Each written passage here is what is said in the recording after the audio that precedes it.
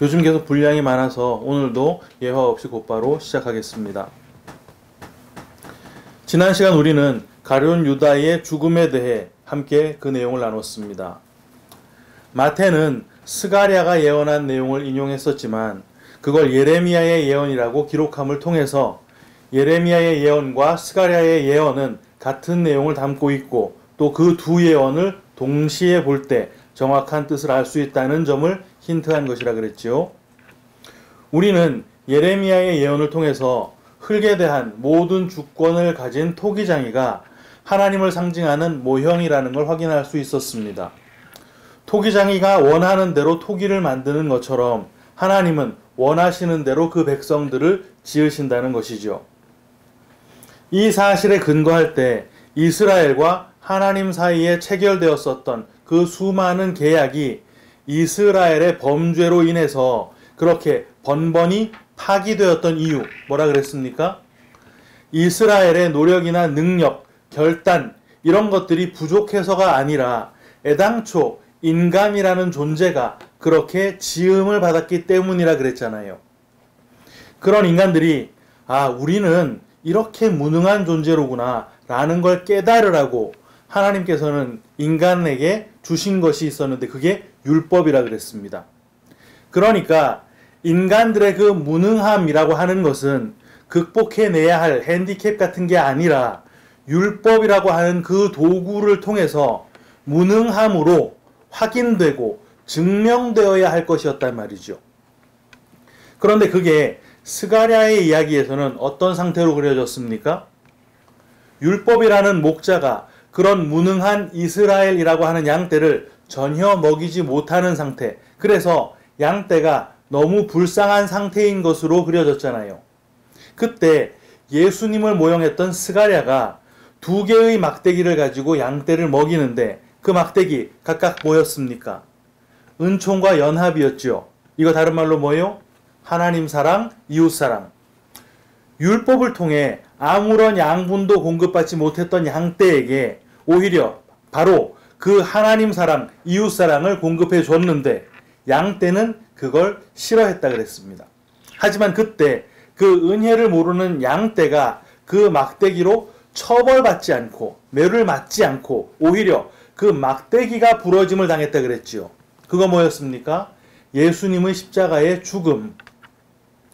그렇게 막대기가 부러지면, 다른 말로 예수가 십자가에서 죽으면 예수 안에 감춰져 있었던 그 은혜, 그 사랑이 비로소 양떼에게 전달되는 것. 그게 바로 스가랴의 예언이 담고 있었던 내용이라 그랬습니다. 그리고 은30에 대해서도 확인을 했는데 스가랴의 예언에 따르면 그건 목자이신 예수님이 받으신 품삯이었지만 신약에서는 그 은30을 유다가 예수님을 팔고서 받게 됐다 그랬지요. 그게 바로 주님의 영광을 가로채려는 선악과를 따먹은 죄인들의 본성이었습니다. 그 은30을 유다는 성소에다가 던져 넣었지만 대제사장은 그 돈은 핏값이기 때문에 성전고에 넣어두는 것이 옳지 않다라고 주장을 했고 그 돈으로는 토기장이의 밭을 샀다라는 내용이 언급되어 있습니다. 지난주에 분량상 설명드리지 않았던 부분인데요. 간략하게 정리하고 가겠습니다. 가룟 유다가 주님을 판 대가로 받은 그 은30은 주님의 핏값, 목숨값이었습니다. 스가랴의 예언에서는 그 은30을 받았던 예수님의 모형이었던 스가랴가 그 돈을 하나님의 명령에 따라서 여호와의 전에서 토기장이에게 던졌던 거 기억나시죠? 지난주 본문에 따르면 그 토기장이의 밭은 나그네의 묘지가 됩니다. 나그네가 뭔지는 다들 아시죠? 성도들입니다. 나그네가 묻히는 곳 하면 딱 떠오르는 것이 있는데 그거 뭡니까? 막벨라잖아요. 창세기 23장 4절. 나는 당신들 중에 나그네요 거류하는 자이니 당신들 중에서 내게 매장할 소유지를 주어 내가 나의 죽은 자를 내 앞에서 내어다가 장사하게 하시오. 그때 헷족속이 막벨라 동굴을 아브라함에게 그냥 주겠다고 했지만 아브라함은 기어이 그들에게 준가를 주고 매입을 합니다. 거기 사라가 처음 매장이 되고 그 후로 아브라함과 그 후손들이 차례로 묻히게 되지요. 그게 뭘 모형하는 거라 그랬습니까? 교회였잖아요. 그래서 그 핏값 은 30은 성전고에 다시 넣으면 안 되는 돈이었던 것입니다. 그 핏값으로는 성도, 교회를 사야 했거든요. 그런데 유다는 그걸 다시 성소에다가 던졌습니다. 그 성소가 성령이 임하는 성소 아니었잖아요. 그건 무너져야 하는 성전의 성소였습니다. 그 돈, 예수님의 핏값이 성소에서 토기장이의 밭으로 던져지면, 그렇게 옮겨지면 이제 구약의 그 성전은 기각을 당하고 피로 사신 새 성전, 교회, 성도가 서게 되는 것이죠. 그런데 그 핏값으로 산 그 피밭이 나그네의 무덤이라 그랬지요. 거기서 성도는 매장을 당한다는 것입니다. 거기는 나그네의 궁전이 아니라 무덤이거든요. 거기에 내 죽은 육체가 묻히는 거, 이거 뭐겠습니까? 내 죄가 거기서 소멸당하는 것이잖아요. 교회는 내 가능성이나 내 미래를 다져나가는 곳이 아니라 내가 부인당하고 예수 믿는 믿음이 다져지는 곳이라는 뜻입니다. 오늘 우리는 빌라도가 예수님을 신문하는 장면에 도달을 했습니다. 이 빌라도라고 하는 이름은 사도신경에까지 등장하는 유명한 이름인데요. 예수님에게 고난을 가했던 사람으로 묘사가 되어 있습니다. 본디오 빌라도에게 고난을 받았다 이렇게 나오지요. 그런데 오늘 본문을 포함해서 빌라도가 언급되어 있는 모든 곳을 다 봐도 실제 빌라도가 예수님에게 직접적인 괴롭힘을 준 사실은 없어요. 오히려 예수님을 어떻게 하든 구해내려고 노력했던 내용이 확인될 뿐입니다. 간혹 빌라도가 예수님에게 죄가 없다는 걸 알면서도 결국 끝에 가서 예수님을 죽도록 내준 걸 트집 잡는 분들이 계신데요. 빌라도가 만약 끝끝내 예수님을 안 내주고 지켜냈다면 교회는 망하는 것입니다. 예수님은 죽으려고 오셨던 분이고 죽어야만 했고 그렇게 죽어서 그리스도로 부활하셨어야 했던 분이니까요. 오늘 본문인 11절부터 14절 바로 앞에는 원래 1절, 2절이 있었어야 자연스럽습니다. 2절 바로 다음에 곧바로 11절 상반절을 붙여서 제가 한번 읽어보겠습니다. 2절 결박하여 끌고 가서 총독 빌라도에게 넘겨주니라. 11절 예수께서 총독 앞에 섰음에 총독이 물어 이르되. 이렇게 연결되면 훨씬 자연스럽죠. 그런데 굳이 마태가 그 중간 그 사이에다가 지난주 본문을 끼워 넣었던 거예요. 이거 우리가 여러 번 봤던 형식인데 어떤 형식입니까? ABA 형식이잖아요. 그럼 지난주에 확인했던 내용이랑 오늘 우리가 확인해야 할 내용은 서로 같은 뜻을 내포하고 있어야 맞겠지요. 당시의 정황을 정확히 이해하려면 빌라도에 대한 선지식이 조금 필요합니다.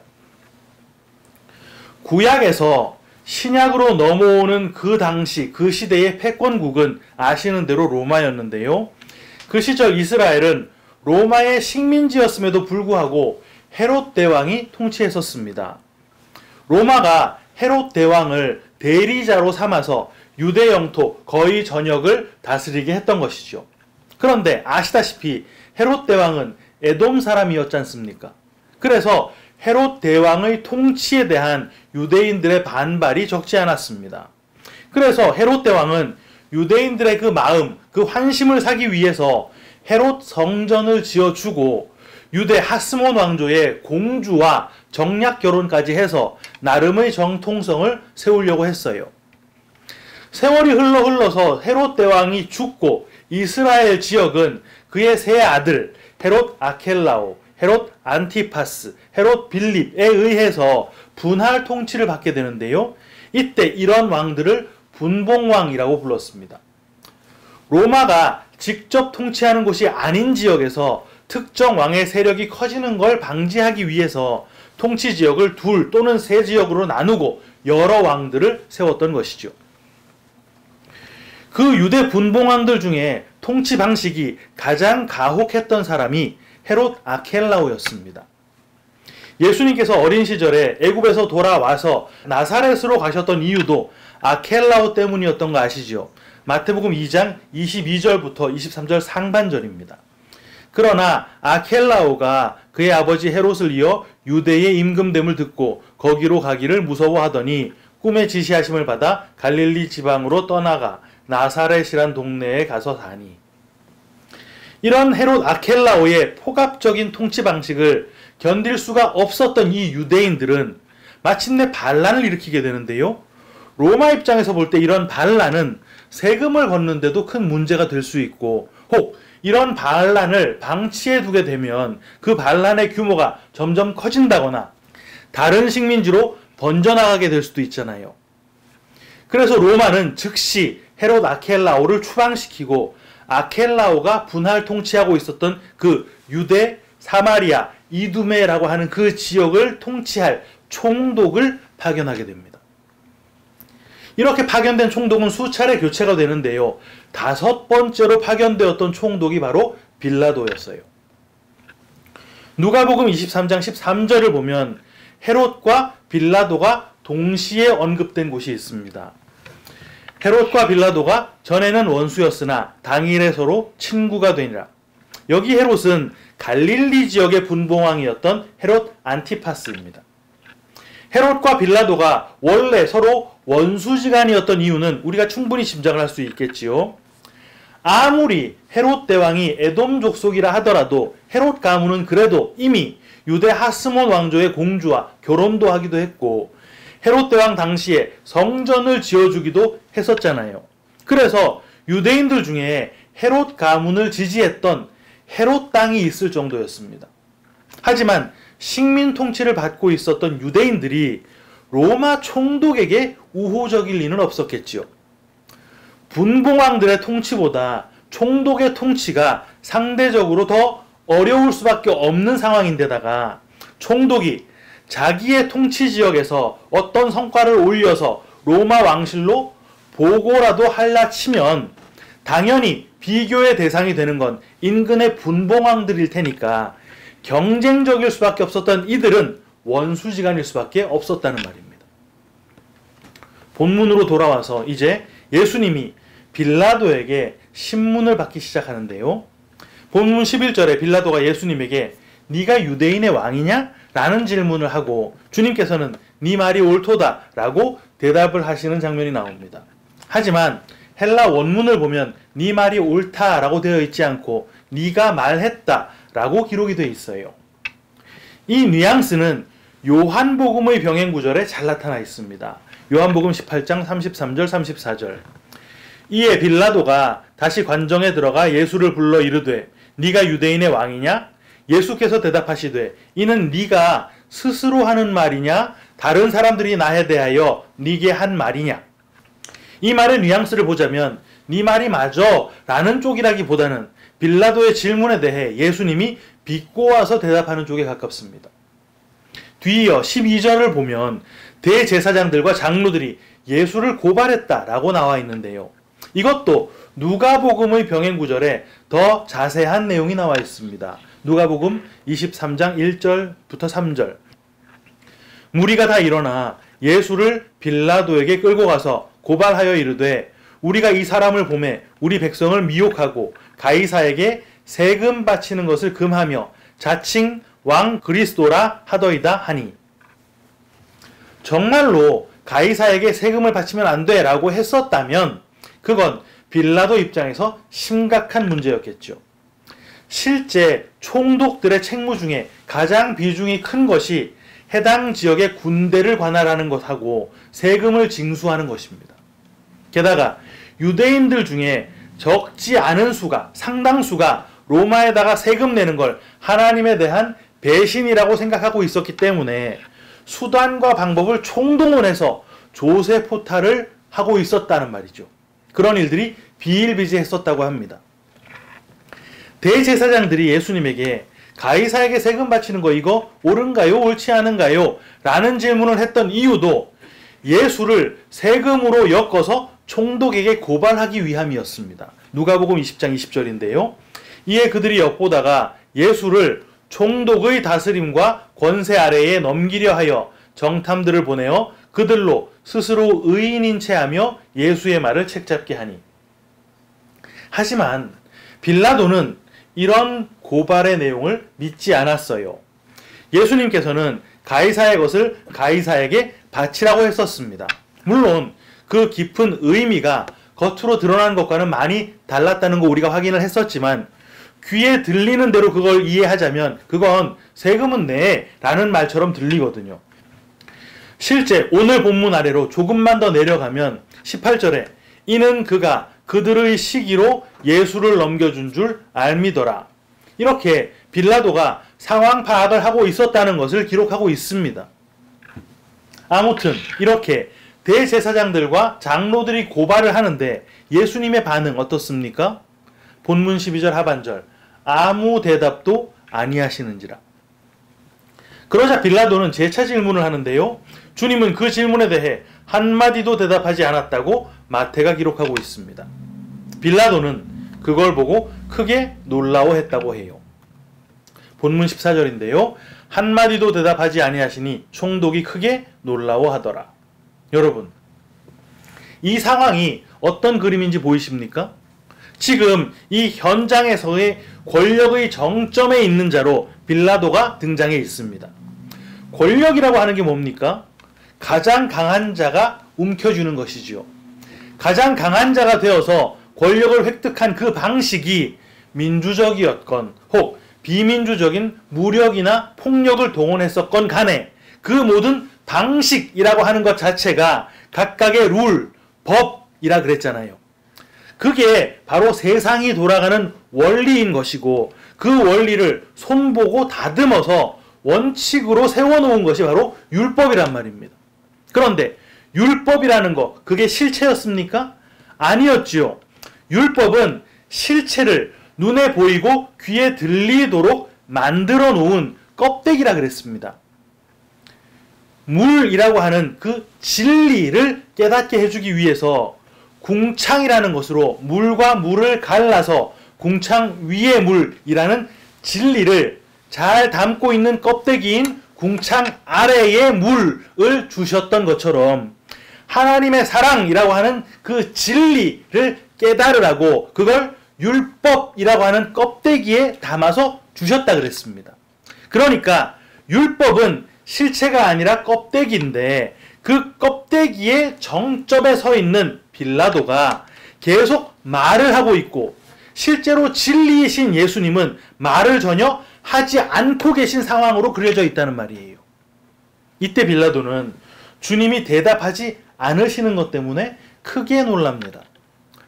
로마의 법은 고소를 당한 사람에게 반드시 변론의 기회를 주게 돼 있는데요. 피고가 그 변론의 기회를 받았을 때 아무런 반론을 제기하지 못하면 그건 오늘날의 묵비권처럼 받아들여지는 게 아니라 피고 스스로 유죄를 인정한다라는 식으로 받아들여지기 때문이라고 해요. 그런데 빌라도가 아무리 봐도 이 예수라고 하는 자는 무죄로 보이고 유대인들은 이 예수가 유죄라고 벅벅 우기는 상황입니다. 로마가 법을 중요하게 여겼던 거 잘 아시죠? 로마의 법은 그 뿌리가 기원전 449년에 그 12표법이라는 데서 유래됐는데요. 로마가 세계 패권을 잡게 되면서 그 법을 적용받는 대상에 따라 다양한 형태로 그 법들이 발전하게 됩니다. 바로 그 로마법이 유럽 전체로 퍼져가면서 현대 국가들의 법 체계에도 상당한 영향을 줬다 그래요. 그래서 당시 빌라도는 난처할 수밖에 없었던 상황입니다. 분명 법대로 하면 이 예수는 무죄인데 이걸 무죄라고 판결내고 끝내기가 어려웠던 거예요. 그때 누가복음 23장을 보면 유대인들이 이 예수라는 자는 갈릴리에서 시작한 사람이다 라는 말을 했습니다. 그랬더니 빌라도가 아 그래? 그거 잘 됐네 라고 생각을 하고서 예수님을 갈릴리 지역의 분봉왕이었던 헤롯 안티파스에게 보냈던 거예요. 여기까지를 보십시오. 빌라도는 나름의 법적인 잣대를 가지고 예수님을 무죄로 이끌어낼 요량이었습니다. 그런데 정황이 그걸 그렇게 되도록 놔두지를 않아요. 유대인들이 난동을 피우거나 그게 밀란으로 번질 가능성도 있고, 심지어 더 뒤로 내려가면 유대인들이 저 예수가 유대인의 왕이라고 주장을 했으니 이 예수는 가이사에 대한 반역을 한 것이다, 예수는 가이사의 반역자다 라고까지 하면서 빌라도를 압박했지 않습니까? 이게 바로 토기장이에 의해 완악하게 지어진 인간의 표본이라는 말입니다. 흙으로 지어진 그 상태, 육체를 가진 그 상태 자체가 바로 율법에 매여 있는 상태이고, 전 인류가 다 그 상태로 이 땅에 태어나는 거예요. 그런데 그들 중에 은혜를 입은 자들, 택하심을 입은 자들, 성도, 교회는 아까 어떤 자들이라 그랬습니까? 나그네지요. 그 나그네들 어디에 묻힌다고요? 막벨라. 신약의 표현으로 하면 어디? 피밭. 은혜 없는 자들과 마찬가지로 완악한 존재, 육에 속한 존재인 성도들을 그 피밭에 묻어버리시는 것입니다. 누가? 토기장이신 하나님이. 뭘 근거로? 율법을 근거로. 무슨 말입니까? 성도는 율법에 의해서 무가치한 자, 무능한 자로 판명이 되고 그 율법에 맞아 죽어서 그 피밭에 묻힌다는 말을 하는 것입니다. 그런데 이 땅의 나그네가 아닌 자들, 율법에 의해 죽지 않는 자들, 어떤 자들입니까? 율법을 기준할 때 승리자들, 율법의 준행자들, 누구일까요? 세상 권세 잡은 자들, 율법을 완벽하게 지켜낸 율법적으로는 의로운 자들. 그 정점에 서 있는 건 누구? 종교적으로는 대제사장, 정치적으로는 지금 빌라도. 그들이 그들의 본성 그대로 율법을 가지고 세상의 원칙을 가지고 그것으로 성도를 압도하고 압제하는 그림이 바로 오늘 본문에서 빌라도 앞에 서게 된 예수님의 모습으로 그려진 것이라는 말입니다. 사랑하는 키퍼스 처치 성도 여러분, 피치 못할 상황 때문에, 어쩔 수 없는 여건 때문에 빌라도가 예수님을 넘긴 거, 그 피치 못할 상황, 그 어쩔 수 없는 여건, 그거 다 하나님의 작품입니다. 왜? 그렇게 예수를 죽여서 성도들 살려내시려고. 우리 삶에 그렇게 수도 없이 벌어지는 피치 못할 상황, 어쩔 수 없는 그 여건, 그거 하나님이 주신 거란 말이에요. 왜? 내 무능함과 내 무가치함을 발견하라고. 그 상황, 그 여건이 다 율법에 기인해서, 세상 원리에 기인해서 우리에게 몰아치는 거 아닙니까? 우리는요, 그거 못 이겨냅니다. 그거 다 이겨내고 당당하게 우리 머리 들 수 있다면 그 사람은 성도 아닌 것입니다. 우리는 그때 나의 불가능함 다 들키고서 예수의 피값으로 산 그 토기장이의 땅, 막벨라, 그 피밭에 묻히는 거예요. 그리고 예수의 부활에 동참해서 기름 부음 받은 자, 그리스도로 살아나게 되는 것입니다. 그 은혜를 깨달아 우리의 삶이 온통 피밭으로 점철이 될 때 믿음으로 그 길 끝까지 걸어나가는 진짜 성도님들 모두 다 되시기를 주님의 이름으로 축원합니다. 아멘.